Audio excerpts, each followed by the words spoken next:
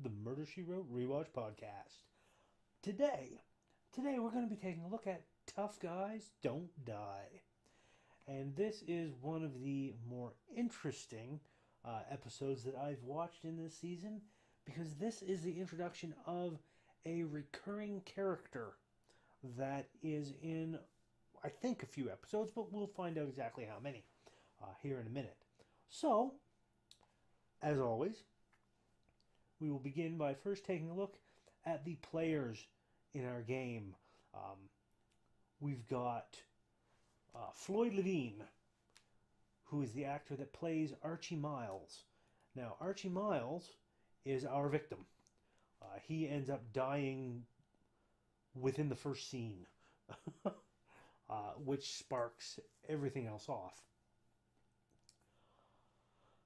Floyd Levine has got 94 credits to his acting name. His most recent was in 2012, where he played Man on Pier in 1,000 Words. He's most known for The Hangover. Some of you may have seen that. In 2009, he played Taylor, as in, I think, as in an actual tailor, but maybe not. It just says Taylor for his credit. He played Phone Cop in Dog Day Afternoon, 1975. He played Abe the Tailor in 2007's Norbit. Norbit. Wait, is that... Oh god, that's one of those Eddie Murphy movies. Oh. Oh yeah, okay. I never seen that movie. Uh, oh Eddie, how far you have fallen. And he also played Taxi Driver in 2005's Coach Carter. Those are movies that he's known for. What else has he done? Crime Gang boss in an episode of Baywatch. Dr. Howard Stein in 6 episodes of Melrose Place. Columbo, Lieutenant Schultz in an episode of Columbo. Good old. Ooh, and he was in another episode of Murder, She Wrote. Not just Archie Miles in this one. He played Harry Krumholtz in 1989, The Grand Old Lady. So that's kind of interesting. In another 4 or 3 seasons after this one, we'll get to see him. So that'll be fun. Cagney and Lacey, yeah, a whole bunch of older TV shows and movies and whatnot. But he's been in a few things over the years. And he, as I said, he is our murder victim who ends up dead in the first episode. We also have his partner, because Archie Miles is a private investigator in the investigative firm of Miles and McGraw. And we have his partner, Harry McGraw, played by Jerry Orbach. That's right, Jerry Orbach himself, who is most known for Law and Order as Lenny Briscoe. He's been in Law and Order Trial by Jury, the Law and Order video games, the Law and Order TV series. He also did the voice... Oh, I didn't know that. He did the voice of Lumiere from Disney's Beauty and the Beast. Is another one he's known for. He's known as Jake Houseman in Dirty Dancing, 1987. He was the father of Baby. I remember that. And Dr. Christopher Gregor in Universal Soldier. Wow. He is a man, former vaudevillian actor. Which is pretty cool. What else has he been in? House of Mouse TV series as Lumiere. He did the voice of Lumiere again. Law and Order, Criminal Intent. He was Lenny Briscoe in an episode there. Of course, Special Victims Unit. He was in 3 episodes of that as Lenny Briscoe. Homicide: Life on the Streets. He was in 3 episodes of that as Lenny Briscoe. The same character. Oh, Homicide: Life on the Street. Nice, nice. What else? He's been in a bunch of stuff. Murder, She Wrote. Here we go. And he was in 6 episodes over the years of Murder, She Wrote. All as Harry McGraw, the same character. Good old Harry McGraw. And I believe there was a short-lived spin-off series called The Law and Harry McGraw, which was basically his character on his own as a private investigator. So it's kind of cool. And yeah, if you know... Oh, what's this? The Adventures of the Galaxy Rangers? Zachary Fox, 1986. I don't know that. But whatever. Jerry Orbach. If you know anything of Law and Order, you'll have seen him. Because he was in, I think, 11 or 12 years. Seasons, like one right after another. Maybe longer. He's been in a lot. Also, we have a character of Priscilla Daniels, played by Barbara Babcock. Now, Barbara Babcock also played in The Law and Harry McGraw as, I believe, where is it? I'll find it. Boop, boop, boop, boop, boop. I'm pretty sure she was.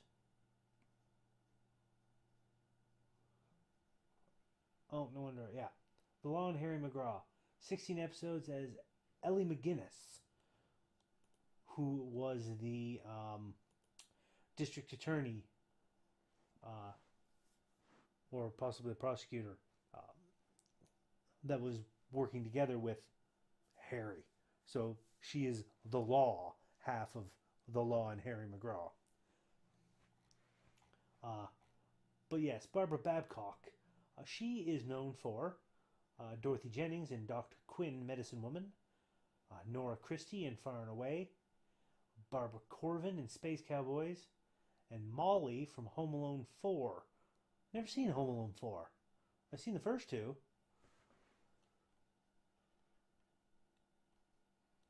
She was on an episode of Star Trek as well, apparently. Her last one was Judging Amy. TV series is Diane McCarty. For a minute I almost said McCartney. Back in 2004 was her last role. She was in Dr. Quinn, Medicine Woman, as I said. Pasadena. The Law and Harry McGraw. Murder, She Wrote. She was in a few episodes of Murder, She Wrote.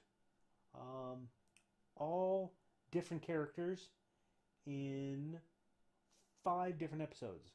This one, she was in 1 in 86, 1 in 1990, 1 in 92, and 1 in 93. All with different characters. But of course, back then, she was in Hill Street Blues as Grace Gardner / Sister Chastity. Interesting.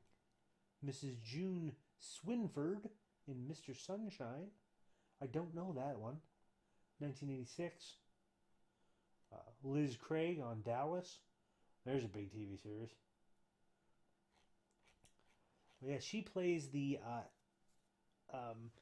editor-in-chief and proprietor of, Femininity magazine. Now, who else? We have her ex-husband, Gavin Daniels, played by John McMartin.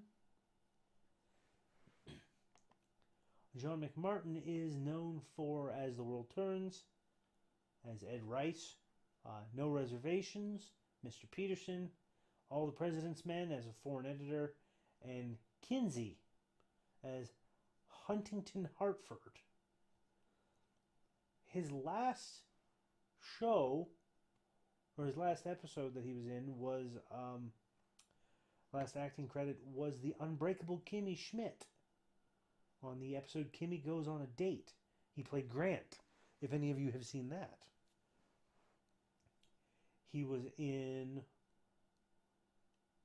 5 episodes of Law and Order, 2 as the same character.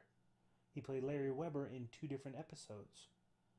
And then he was in 3 more episodes of as different characters. Oz, the TV series, as Lars Nathan. I wonder if that's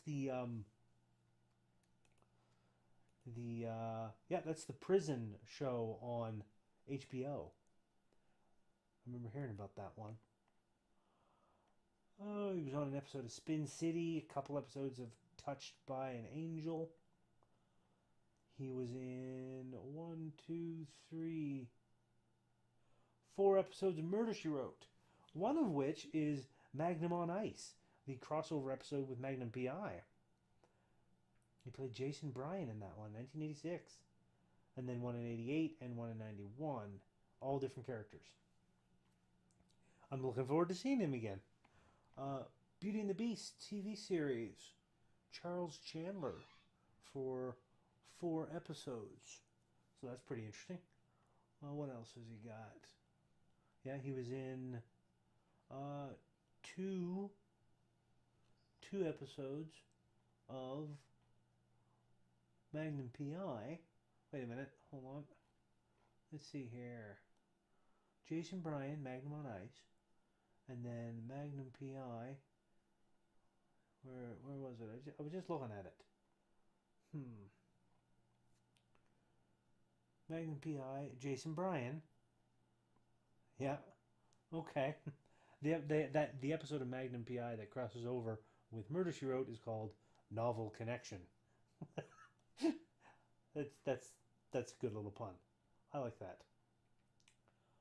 Falcon Crest. Oh, all kinds of stuff he's been in. Who else we got? She's not in it much. There's a couple of like really minor characters. Erin Carey, Nancy Lee Grahn, who is in. She's the assistant to Priscilla Daniels. And there is an actor, where is it? Larry King. John Fury, I think is his name. John Fury as Larry King. He's also someone that works at the magazine. He's in like one scene. So I'm not really going to go into too much detail with him. But we do have Ray Kravitz, played by Gerald S. O'Loughlin. O'Loughlin. I think that's how you pronounce that name.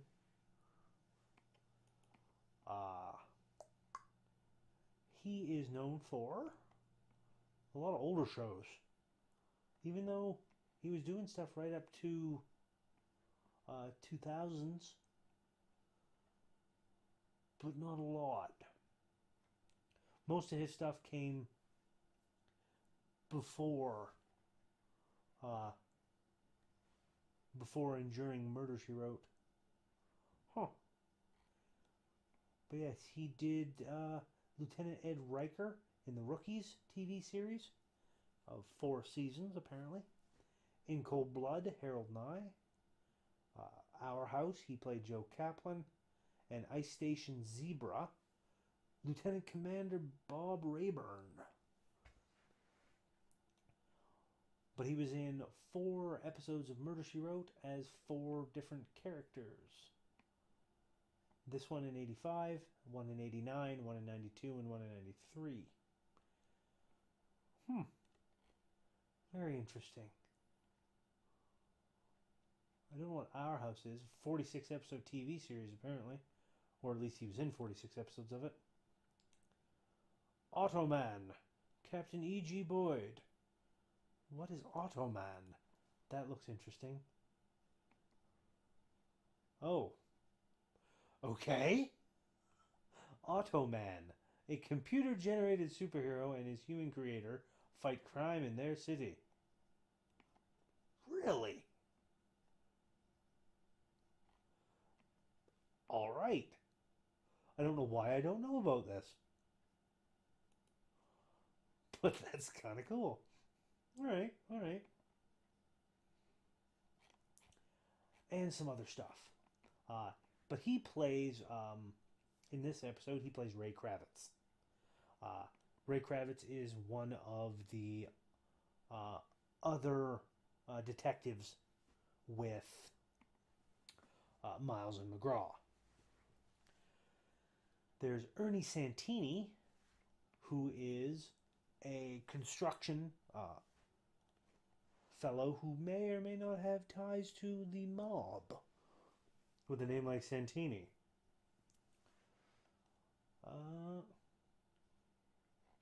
He is most known for Mo Green in The Godfather, Cerna in Smoking Aces. I have seen that movie. That's pretty cool. Thorny in A Bug's Life, and Nick Calabrese in Find Me Guilty. 169 credits.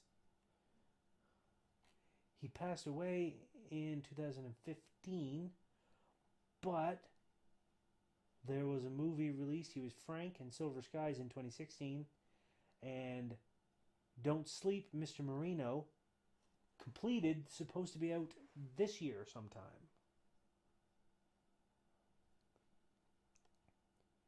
He was Arthur Evans in 8 episodes of Magic City in 2012-2013.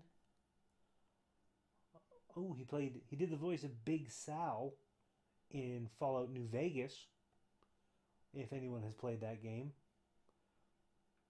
The Batman Year One video, he did the voice of Falcone. TV series The Division, John Eckstead Sr. He did 15 episodes of that. So he's been in a few things. Let's see, where's our Murder, She Wrote? Roger Myers Jr. in The Simpsons. He did 3 episodes of that as the voice. George Carlin show? I didn't know George Carlin had a show, but apparently he did. The famous Teddy Z as Al Floss. The Facts of Life, Charlie Polizzi. I cannot pronounce that name. That last name, I cannot pronounce that. I don't know how. Here we go. Murder, She Wrote. He's only in one other episode in 86 as a different character.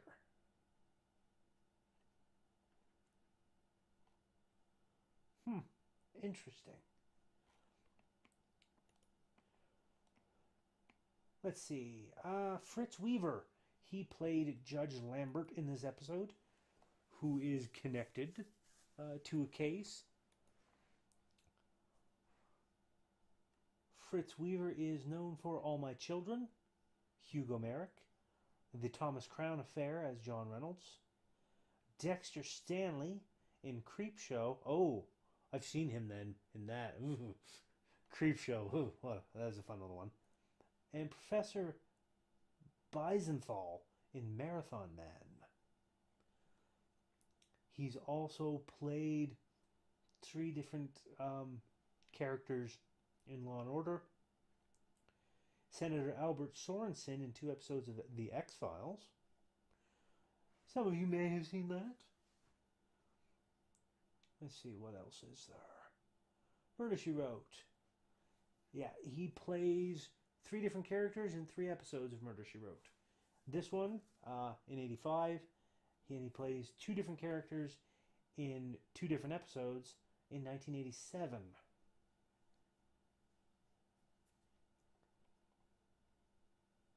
Tales from the Dark Side. He played a couple there. Twilight Zone. Yeah, he's been in a few things over the years. 138 acting credits. Good old Fritz Weaver. We also have Paul Winfield, who plays Detective Lieutenant Starkey.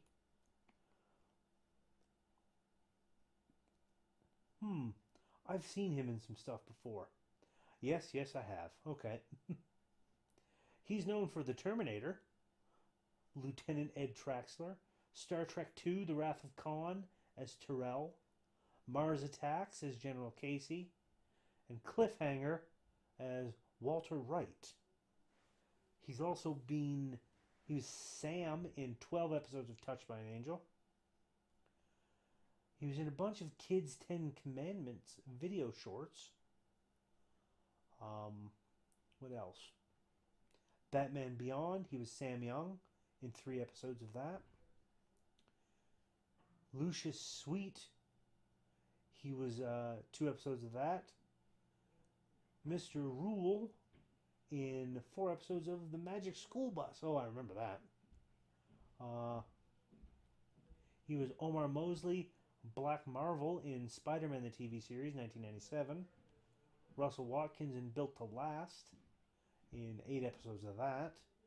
He was White Dwarf, Happily Ever After, Picket Fences, Batman the Animated Series, Earl Cooper in the episode of The Mechanic.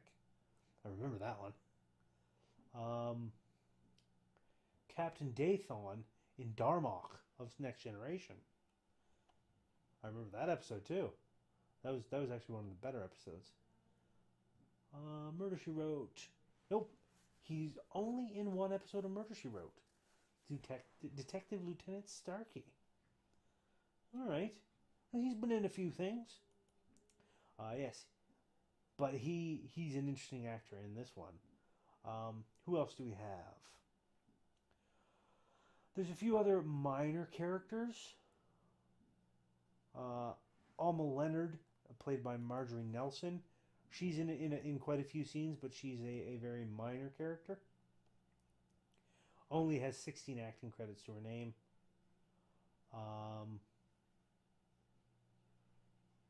And I don't know. She was in True Confessions as Nun Number 2. Murder by Natural Causes. She was a party guest. Woman in Hospital Under the Influence, and Reporter Number 1 in The Idolmaker. So, yeah. She has not been in a lot. And just the 1 episode of Murder, She Wrote. So I think that will about cover it. There's a couple of other minor characters, as I said, including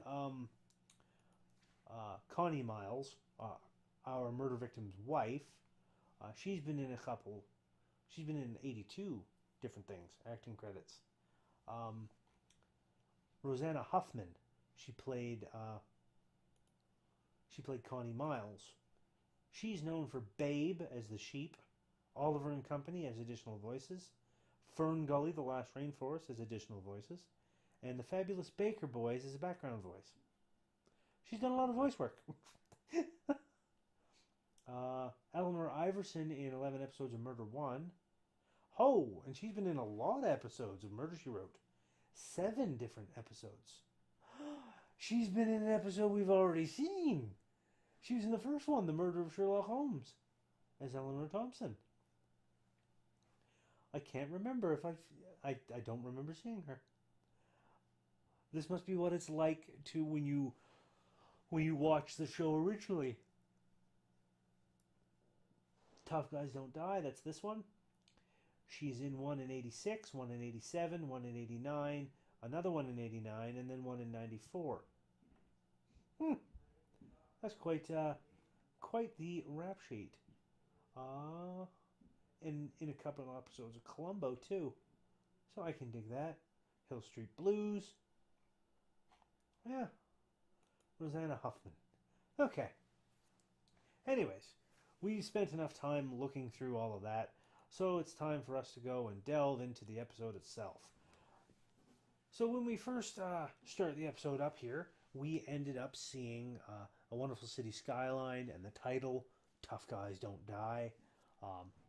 It then goes to a street where it shows this little building on a corner. The bottom window has like the red snapper in this neon light red glow, and it pans up to the top window where it says Miles and McGraw, private investigators. And we see Mr. McGraw or Mr. Miles on the phone talking to someone. His secretary comes in and says she's heading out. He says, "Okay, have a good night." He gets back on the phone. He's relaying information about a case. There's a doctor who passed away, and that we find out that he's actually talking to Jessica Fletcher. He is looking into a 25-year-old or a 20-year-old or something murder case called the Danbury Scalpel Murders. And he may have a clue with a nurse that was still alive called Martha Clay that he's going to check into if she really wants. Then he hangs up the phone and he starts dictating into a recorder about what he just updated Mrs. Fletcher on the details of the case, etc., etc. And we hear keys in the lock of the door coming into the office, which ends up, he kind of gets up and is like, "Alma, is that you?" Because that's the secretary. He goes around the corner and we see a hand holding a gun, and there's a shot, and then another shot, and the scene cuts away to Santini Construction, where a phone call ends up coming up to Mr. Santini, who's in the office, the foreman's office. And whoever he's talking to is like, "No, I haven't seen it. Why?" And he goes and digs out a paper, and we see a article, "Detective gunned down an office, Archie Miles," and his picture. And Mr. Santini looks quite happy. And he's like, "Well, what do you know? Looks like we won't have to worry about him anymore. I'm an evil man." He doesn't say that last bit. The scene cuts again to a Concorde jet landing, and then a couple of women walking. This is Miss Priscilla Daniels and what's her face, Erin Carey, walking along, talking about the deal that they managed to strike in Paris, and that they're going to get their magazine on stands over there, en français. There's a little mention of Mr. King, the other assistant, and about a press conference later today or on the weekend or something, when a voice calls out Priscilla's name, and we see Gavin, her husband, or ex-husband, coming over, and he wants to have a word with her alone. And she, of course, is immediately suspicious that, he wouldn't just come down here for anything and, leave the school and whatnot. And he goes and tells her that last week a private investigator was around the campus asking about them and their marriage and so on. And then he saw this in the paper a couple days ago about Archie Miles gunned down in his office. And he's like, "We have to do something." And of course she's like, "Why don't we just wait and see how things shake out? Maybe we won't have to do anything." Suspicious. Suspicious. The next thing we see is Jessica Fletcher in her house. And she goes and looks out the window.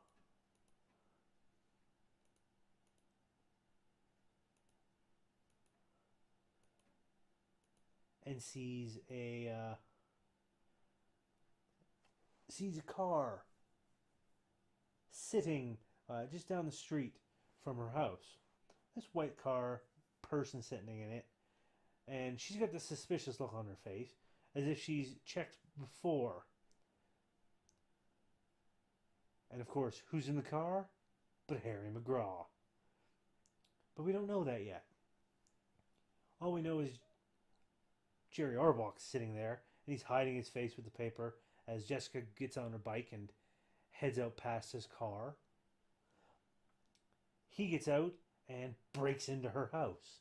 and starts snooping around, looking in some drawers, starting to rifle through some of her papers and whatnot. When Jessica speaks up and asks if he has a reason for breaking into his home, breaking into her home. He, of course, pulls out his wallet and is like, I'm Harry McGraw. I work for you. Which she, of course, realizes Miles and McGraw. And he breaks the news to her that Mr. Miles was blown away, which Jessica is visibly upset about because, she liked Mr. Miles. And he came by, apparently, to have a look at her case files and whatnot. Of course, Jessica's like, well, why didn't you just ask? I would have given it to you. And he's like, yeah, but that's not my style. He's got this very much hard-bitten, hard-boiled detective persona. It's very, very noirish, and I really kind of like it. And it's Jerry Orbach. The man's fantastic. He can play these tough guy roles with some charm in it. And of course, he comments that Jessica was really quite ballsy to be coming in here alone when had no idea who he was. And she's like, not really. I called the sheriff while I was out. He should be here any minute now. And at that point, Mr. McGraw basically is like, well, I ain't got time to haggle with no two-bit sheriff. So I'm splitting. Then Jessica is taking a cab, or had taken a cab, to visit Mrs. Miles, Connie. And wanted to basically, give her condolences to him and to ask her a couple questions because she wants to make sure that her case, the one that she asked him to look into, isn't the cause of his death. Miss Miles is, of course, very, very brusque and very abrupt with Jessica, saying, just leave it alone, right? She just shuts Jessica down completely and goes in the house. Kind of suspicious. Next thing we see when the scene cuts is Mr. Ray Kravitz in the car looking at night at Mr. Santini's office. And good old Harry McGraw comes pulling up behind him, and they have a little bit of a conversation. Mr. McGraw is there to relieve him on the stakeout. And Ray has apparently been doing this for like 20 hours. He's pretty tired, so he doesn't want to check into anything else. He wants to go home and get some sleep. Because McGraw ends up asking him to go and check something out on his way home. And he's like, I've been up for 20 hours. Mr. Kravitz is a bit of a... he's like a little bit balding. He's got glasses and a little cookie duster mustache. He does not look like what you would think a detective looks like. Mr. McGraw, Jerry Orbach, he looks like a private detective. Mr. Kravitz doesn't. It's kind of an interesting mix. So after Ray leaves, we see Harry, Mr. McGraw, watching Santini as he leaves the office, climbs into his car, and starts driving away. Of course, Harry follows him. He makes a couple notes on the recorder of where he's going, what kind of car he's driving, and that he doesn't seem to know he has a tail. Next thing we know, he goes and pulls, as he's following him, he pulls in to a place, like a lumber yard, and a few other cars get out and block out Mr. McGraw. Meanwhile, Santini's out of his car watching all this happen as 3 construction guys get out and pull McGraw out of his car, take his gun, and Of course, he's looking over at Santini, who kind of gives him a salute. And McGraw looks at them and he's like, "Oh, come on, fellas."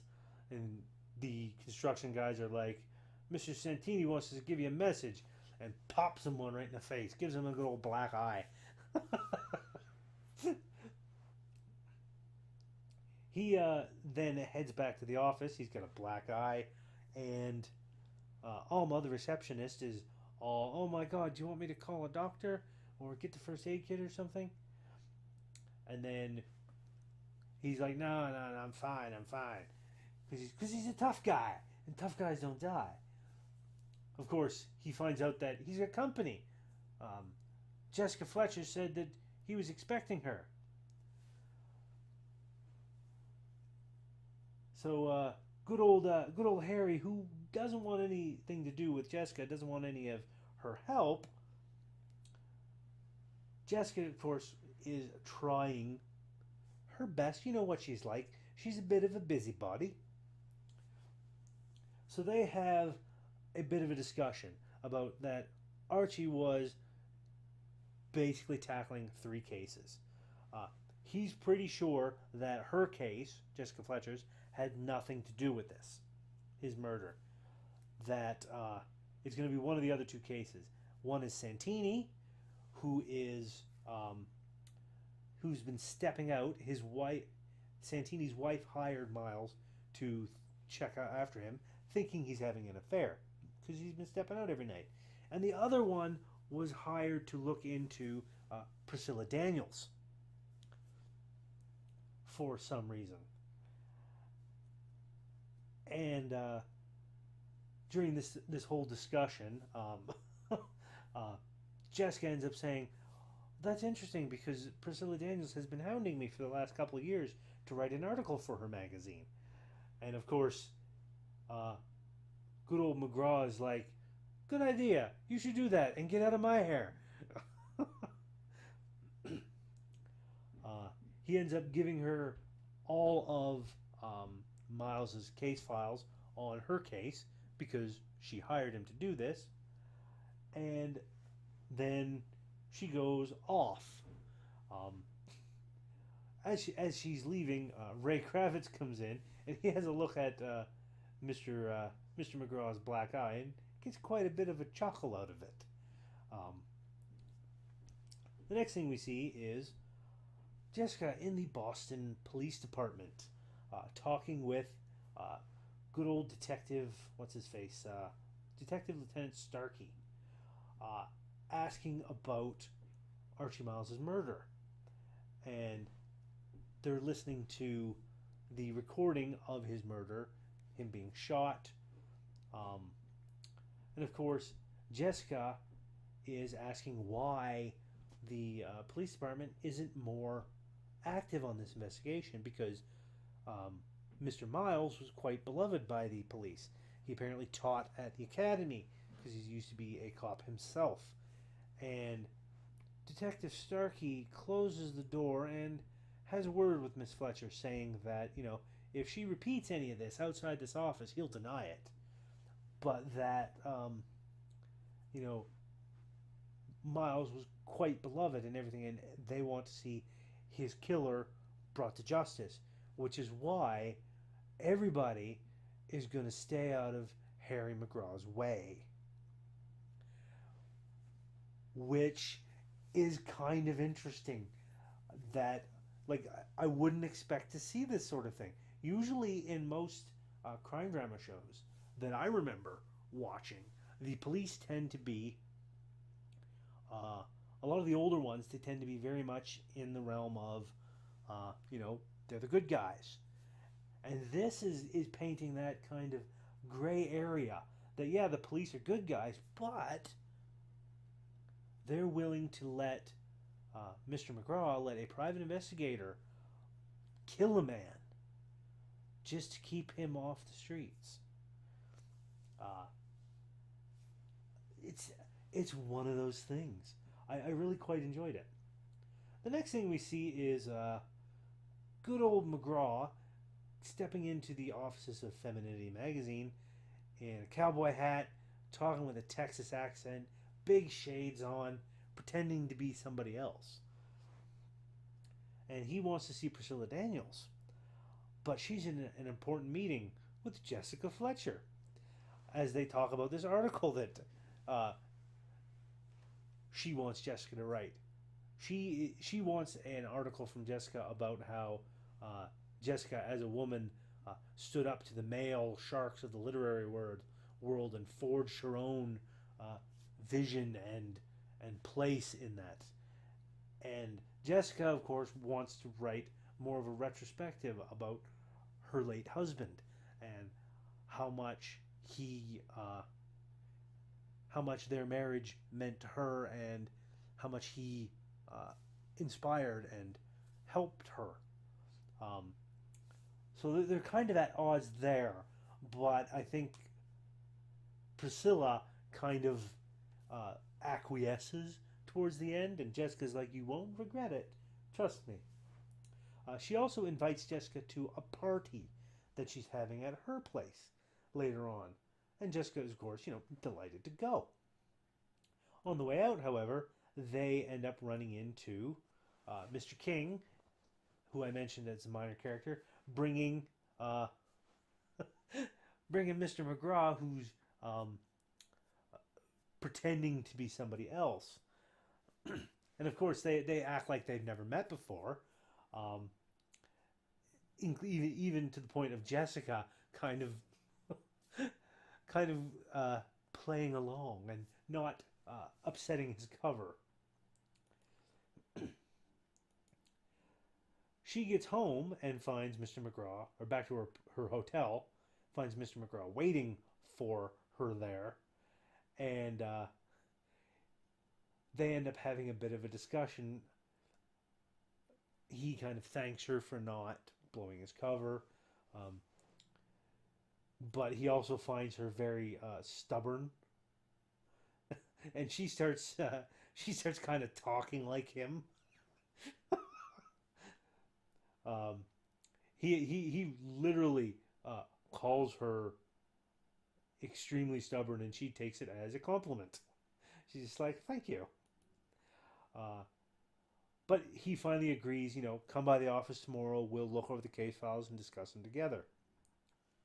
So, yes, there are, as I was saying, Jessica and Ray, or Harry, are kicking around in the office and looking over the notes. And of course, Jessica hasn't got anything in the case files about why somebody hired them to look into Priscilla Daniels. Of course, Harry's like, they don't know why, or they don't know who. Just in the logbook for the money transfer, it's EPF is the only initials. Ray, of course, comes in after a little bit to say that he's gotten some figures about Santini Construction and that he's making a lot of cash withdrawals, up to the tune of $85,000 over the past few months. And they're pretty sure that whoever he's seeing, whoever this girl is, they're stringing him along for quite a bit of money. And of course, Ray's looking definitely haggard and worn out. And he's like, we got to get another guy on this. Between the two of us, we can't keep doing this.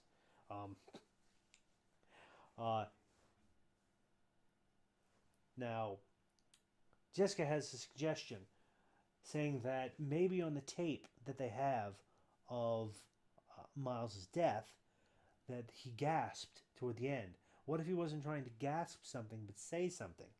If they got an audio technician in, they could clean that up and maybe get something usable. Now, Mr. McGraw, he's like I don't hold with that technical shinola, as he calls it. He's not really down with that sort of thing. But if she wants to go and do it, that's up to her. We then see the party that's happening for Femininity magazine. It's a wonderful little get-together, all posh and people in fancy dresses and fancy clothes. We see Gavin talking to Jessica Fletcher um, about their relationship and whatnot, and how he's more in the Ivy Halls of academia. Um, we see somebody else, Mr. Judge Lambert, coming in, talking to Priscilla. Uh, they seem very well acquainted. She, of course, brings him over to meet Jessica, and Jessica is very happy to meet him. And he, of course, seems to recognize her because he was the lawyer who got the doctor off in the Danbury scalpel murders back in the day. And he, um, he's been ignoring letters and calls from Jessica to talk about it. And now they're face to face. He, of course, is like, just leave it alone. That chapter of my life is closed. I do not want to talk about it at all. Definitely a bit of an antagonistic. Um, he even goes to the point of saying that if she chooses to write about the Danbury, he hopes that she's very familiar with the country's libel laws. So a bit of a threat there. It's like, I will sue you if you get into this. Of course, Jessica explains this to Priscilla and asks if there's any truth to the rumors that she's heard. Because they mentioned this a little bit earlier in the show between Jessica and Harry, that there was a rumor that Priscilla might be running for office. And of course, she denies it. Denies this rumor entirely. Next thing we see is back in Miles and McGraw, private investigators. Poor Ray is passed out on the couch, and he starts to get up as Jessica comes in. And she's just like, no, lay down, continue your nap. Mr. McGraw is in the other room, also sleeping. Doesn't want to be disturbed. Jessica just goes right in.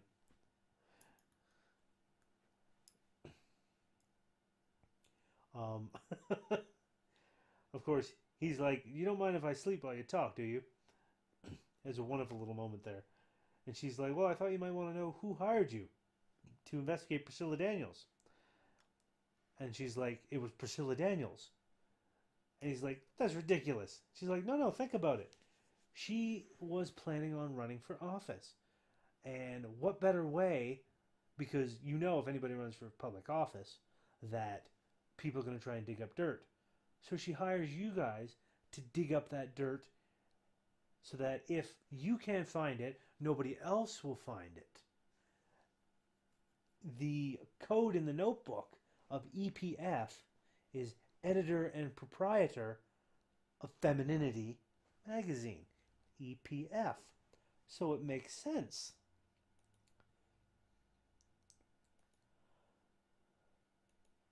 Which means somebody had to have, and according to the files, there was no dirt found, so everything's fine. We then cut and see Jessica helping Connie Miles pack up a bunch of stuff. She, of course, apologizes for being rude to her the other day and hands a piece of paper she found in her husband's jacket, which has the words of, was it Sheffield, Vermont, followed by Sudbury, Cargill. So she, of course, is going to check this out to see what's going on there. We see her take a bus to Sheffield, Vermont. She heads into an office and talks to a L. Cargill. And as soon as she brings up the name Martha Clay, the young African American lady is extremely upset, denies knowing anything, and storms out of the little office into another part of it. An older man comes out to talk to Jessica, and because he heard the screaming of her, saying she doesn't know anything about it. He's Mr. Sudbury, and Jessica explains, she's a writer. She's here just looking at looking into something for a book she's writing, and we find out from him that he lost she lost her mother not that long ago in a fire, and both parents. And we end up finding out that the name of the mother was Martha Cargill. As of course she's leaving, she runs into Judge Lambert, who's waiting for her because he found out she was going to Sheffield. And he says that he'll give her a drive home and tell her the whole story. The base fact of the story is that I think it was Timothy Cargill. He was the real murderer. And he'll tell her the whole story on the way back. So he finally asks her if, when they get there, if she's going to write the story. And she says that the writer in her does want to write the story, but she thinks it's best if it doesn't get written. Then she goes up into the office. Miles and McGraw. Jerry Orbach almost shoots her because the door's locked. She's trying to get in, and the receptionist, Alma, locks up after she leaves. So he comes out as Jessica's like rattling with a knob. He like pulls the door open and he's got a gun in hand ready to shoot. She then explains the whole thing about the Danbury murders, that basically the wife of Martha Cargill, you see, not the wife, listen to me, the husband of Martha Cargill, ended up going to the hospital and seeing someone who had raped his sister, who committed suicide months earlier, and seeing him there, something in him snapped. He stabbed this particular fellow. Judge Lambert, of course, at the time knew the truth behind this and knew that the doctor who was accused of the murders didn't do it. So he got himself on the case, got the evidence fabricated to get him off because he knew he was innocent. So at this point, Jessica is kind of, it's not my case. So it's got to be one of the other two. And she doesn't think there's anything wrong with this. Because it's this gray area, because she's preaching about bringing the murderer of Mr. Miles to justice instead of just letting revenge and vigilantism take its place. But she doesn't seem to have a problem with what had happened then. And reason being because all the people responsible are pretty much dead now, quite a long time, or not so long ago. But Miles's killer is still very much alive. Then get a phone call from the police saying that somebody tried to kill Ray. They get down there, find out that a car came in, headlights blinding the guy. Somebody came up to the window of Ray's car, made a pulling a gun motion, and then fired a couple shots into the car while he was like diving out of the way, then drove off. They haven't been able to find Santini because he wasn't in his office, even though the lights were still on, but the back window was open. So he got away. Of course, Ray is definitely a little shaken up. He doesn't seem to have a good uh, description of the guy because the lights were blinding him in his face. Uh, Mr. McGraw is definitely going to find Santini, and he storms off out of the office.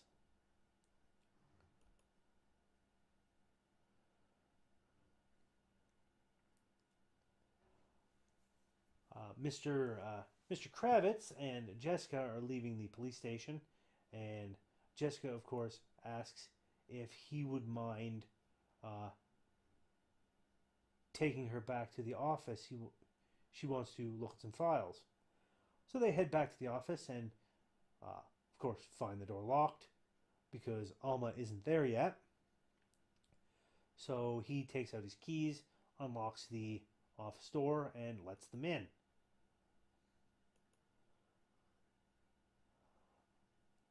Of course, Jessica, lets him go. Um, Alma arrives shortly thereafter. He gets the files out for her. Alma goes and puts the coffee on. He's going home to relax, I guess.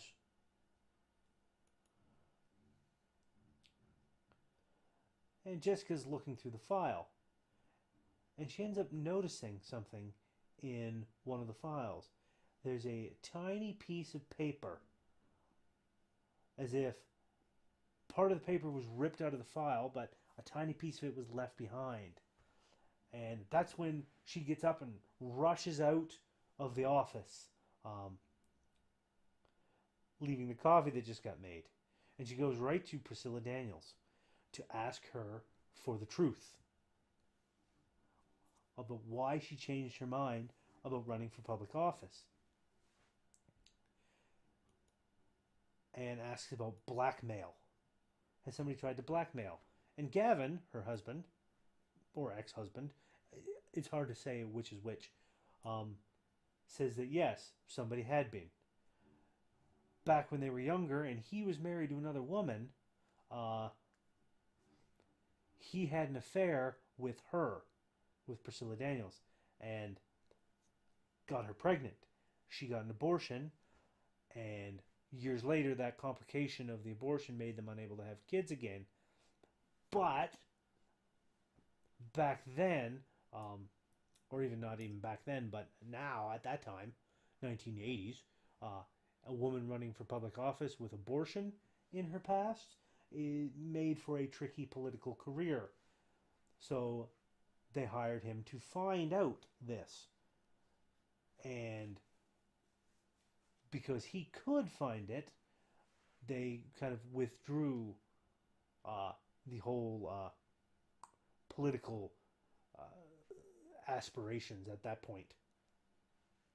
But they did receive a call from a man wanting $500,000 in exchange for keeping it quiet, which is another reason why they stopped the announcement. And she went and said she has no plans on running for public office and how they're going to air all this in the future. The next thing we see is Jessica heading up to the Boston Police Department, talking to Lieutenant Starkey. And she's about to say something when another car ends up pulling up. And out of the car steps a rather ragged-looking Mr. Santini with some blood on his face. And he goes and pulls Harry McGraw, who's even more beat up, out of the back of his car.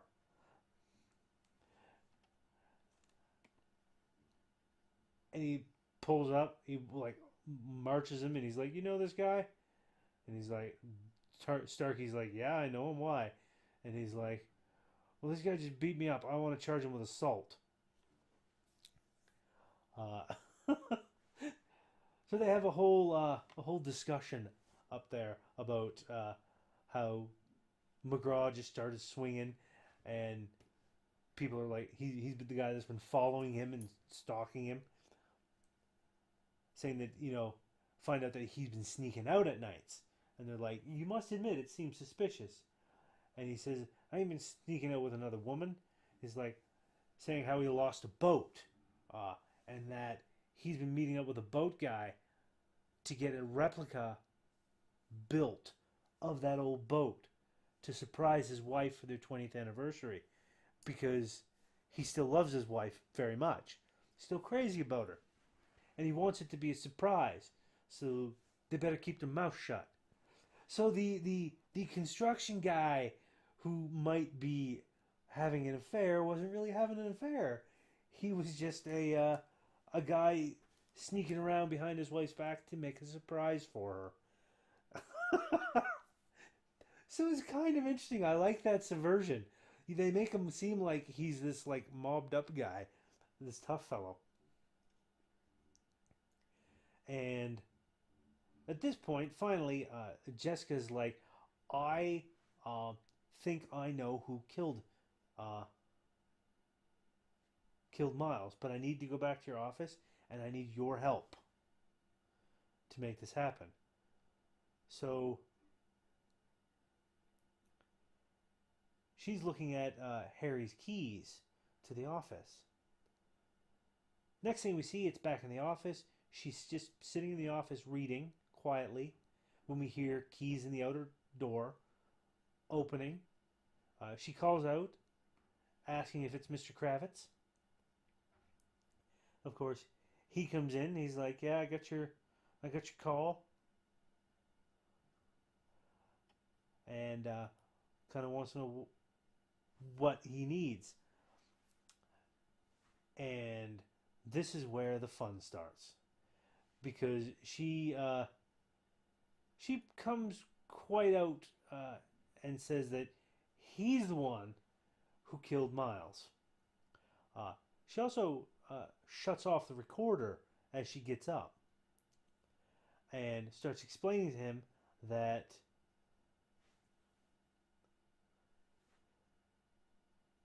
not only is he the one who killed Miles, he's also the one who's blackmailing Priscilla with the information.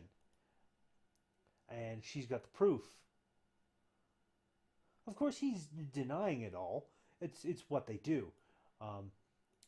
But she ends up playing the tape of the sound of his keys in the outer door.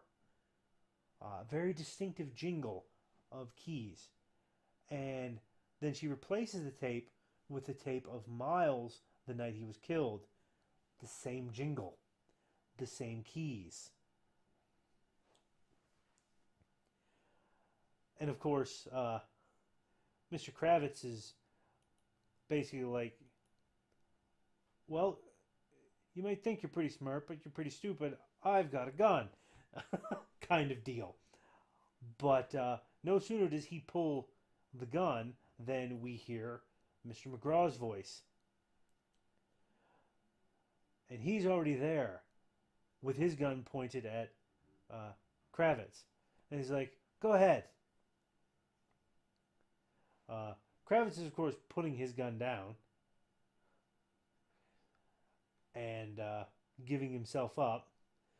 And McGraw has a really cool line here, because he's kind of on board with Kravitz going to jail and getting justice. But he's like, the only way you're going to see your next birthday is if you don't get off for this. So, you got to be found guilty, or else you're not going to see your next birthday. That's a really cool line. Finally, we see Mr. McGraw helping Jessica to the car to go back to Cabot Cove. And he's kind of offering her a job as a private investigator. He's like, "Your brains and my fists will go far."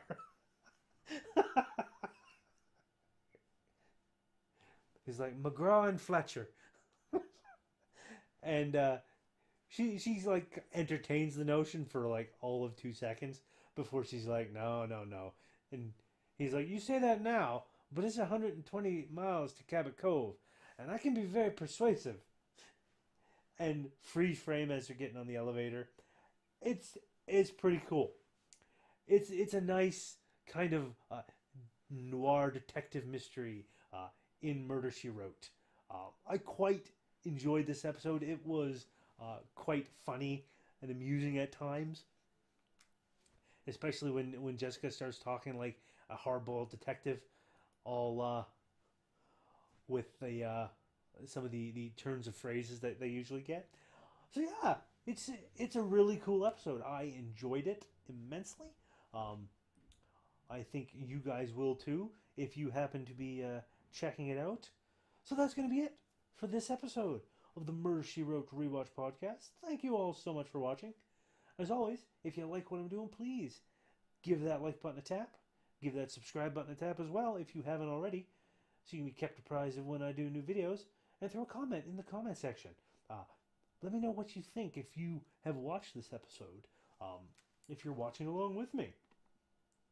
And join us next time as Jessica uncovers the ugly side of sportsmanship when she inherits part ownership of a football team. Join me for that in Sudden Death. Good old Jessica, football. Oh yeah, it's going to be interesting. It's going to be an interesting... Oh wow. Okay, yeah. Apparently, apparently, Bruce Jenner, Caitlyn Jenner, but as Bruce Jenner in this episode, he's going to be in this next one. So that's going to be interesting to see. So yeah, join me for that. Join me for Sudden Death.